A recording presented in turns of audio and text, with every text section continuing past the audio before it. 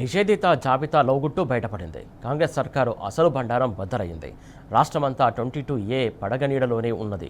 100 ఎకరాలకు సంబంధించినటువంటి సమస్య కాదిది. అక్షరాల 1 కోటి ఎకరాలు నిషిద్ధ జాబితాలో చేర్చిన సంక్షోభం. రాష్ట్రంలోని సగం భూమి బ్లాక్ లిస్టులోనే ఉన్నది. ప్రజల ఆస్తులను ప్రశ్నార్థకం చేసింది. సామాన్యుడి నెత్తిన సమస్యను రుద్దింది కాంగ్రెస్ సర్కారే.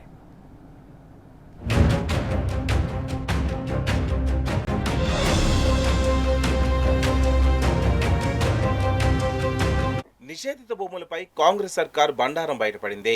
రాష్ట్రంలోని మొత్తం భూములలో దాదాపు సగం 22A జాబితాలు చేర్చింది.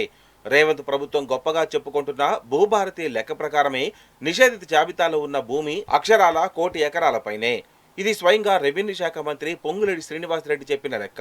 భూభారతిలో 1,01,76,068 ఎకరాల భూమిని నిషేధిత జాబితాలో చేర్చినట్లు పొంగులేటి వివరించారు. దీంతో భూ యజమానులు గొగ్గోలు పెడుతున్నారు. ప్రభుత్వ భూమి, పట్టా భూమి అనే తేడా లేకుండా ఇండ్లు, పొలాలను సైతం 22A జాబితాలోకి నెట్టేసింది. దీంతో రాష్ట్ర వ్యాప్తంగా భూ యజమానులకు భయం పట్టుకుంది. అయితే ధరణి అమల్లో ఉన్నప్పుడు 22A జాబితాలో ఎంత భూమి ఉందో మాత్రం వెల్లడించడం లేదు. దీంతో కొత్త అనుమానాలు రేకెత్తుతున్నాయి.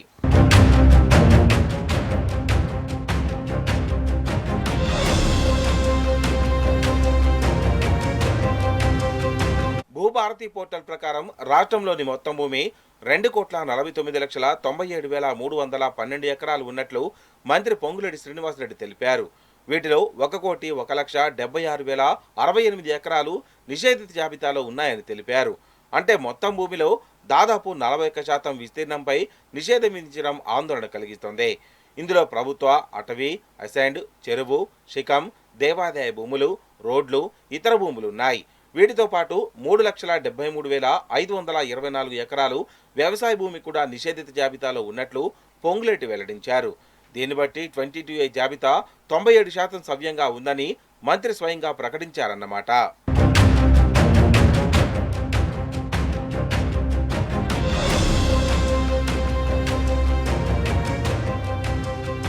మంత్రి పొంగులేటి వెల్లడించిన భూముల లెక్క తీరు అందరూ శాకాహారులే గాని గంప కింద కోడి మాయమైందన్న సామెతలా ఉందని రెవెన్యూ నిపుణులు విమర్శిస్తున్నారు.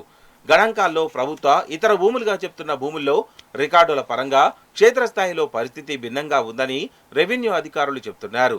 వేలాది రైతులకు చెందిన పట్టా భూములను ప్రభుత్వ భూములుగా మార్చి 22A జాబితాలో పొందుపరిచారని చెప్పారు.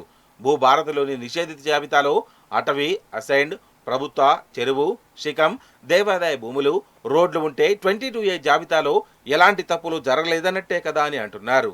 గతంలో ప్రభుత్వ ఆధీనంలో ఉండి ఆ తర్వాత క్లియరెన్స్ ఇచ్చిన భూములను సైతం తమ అధికారులు పొరపాటున నిషేధిత జాబితాలో చేర్చినట్లు స్వయంగా మంత్రి పొంగులేటి ప్రకటించారు.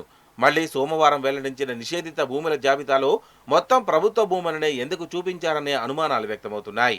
లెక్కలన్నీ సవ్యంగానే ఉంటే పొంగులేటి క్షమాపణలు ఎందుకు చెప్పినట్లు అని ప్రశ్నిస్తున్నారు.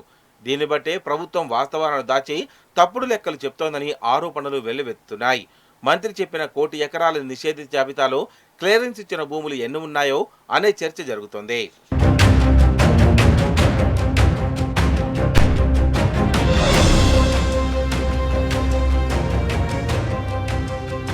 తప్పు చేసింది పొంగులేటైతే ప్రజలు ఎందుకు క్షోభ అనుభవించాలని మాజీ మంత్రి హరీష్ రావు మండిపడ్డారు. 98% భూములను 22A నుంచి తొలగించింది నిజమే అయితే లక్షలాది మంది ఎందుకు బాధపడుతున్నారని నిలదీశారు. ఆఖరికి పార్కులు అమ్ముకోవడానికి కూడా ఈ ప్రభుత్వం వెనకాడడం లేదని ఫైర్ అయ్యారు. పొంగులేటి తప్పు చేసింది సరిపోక బొంకుడు మాటలన్నీ మాట్లాడుతున్నాడని మండిపడ్డారు. 22A కుట్రలో A1 CM Revanth Reddy, A2 మంత్రి పొంగులేటి అని ఫైర్ అయ్యారు. రెవెన్యూ అక్రమాలపై సిట్టింగ్ జడ్జితో విచారణ జరిపించాలని హరీష్ రావు డిమాండ్ చేశారు.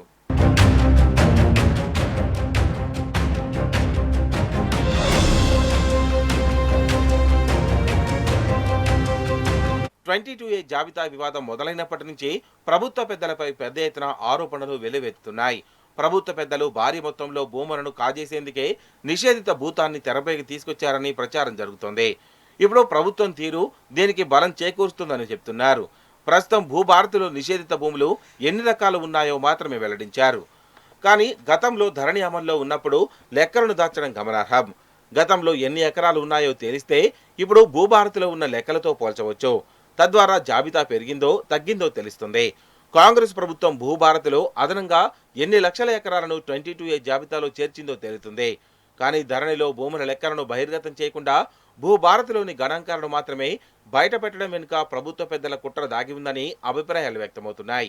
ప్రభుత్వం దొంగాట ఆడడం మానేసి వెంటనే ధరణి రికార్డులను సైతం బహిర్గతం చేయాలని రాష్ట్ర ప్రజలు డిమాండ్ చేస్తున్నారు.